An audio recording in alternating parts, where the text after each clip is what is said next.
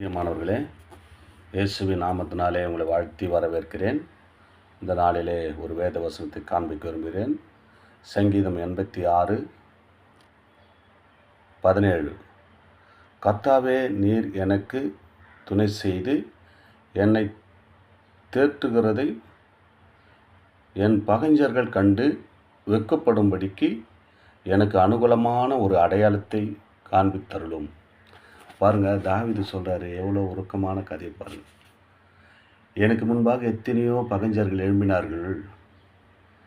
அவர்களுக்கு முன்பாக ஒரு அதிசயமான அடையாளத்தை எனக்கு காண்பீங்கப்பா. அனுகூலமான ஒரு அதிசயம், யாரும் காண முடியாத ஒரு அதிசயத்தை, அனுகூலமான ஒரு அடையாளத்தை என்னை காண்பித்தருள்னு சொல்லிட்டு தாவீது எவ்வளோ இக்கட்டிலிருந்து மீட்டு வந்த தேவனுக்கு இந்த ஒரு வார்த்தையை விண்ணப்பமாக வைக்கிறார்.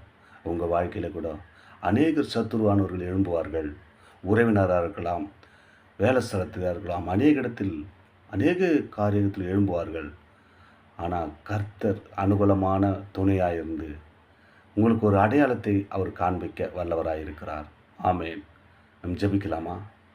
எங்கள் அன்பின் பரலோக பிதாவே, இயேசுவின் நாமத்தினாலே ஒரு சமூகத்தில் தகப்பனே, இந்த நாளில் கூட கர்த்தாவே, இந்த வார்த்தை கேட்டுக்கொண்டுற ஒவ்வொரு பிள்ளைகள் மத்தியில் ஆண்டவரே, எத்தனையோ பேர்கள் சத்துரு மாதிரி எழும்புவார்கள். அவர்கள் எழும்ப முடியாதபடிக்கு அநேக காரியத்தில் தடையாக இருப்பார்கள்.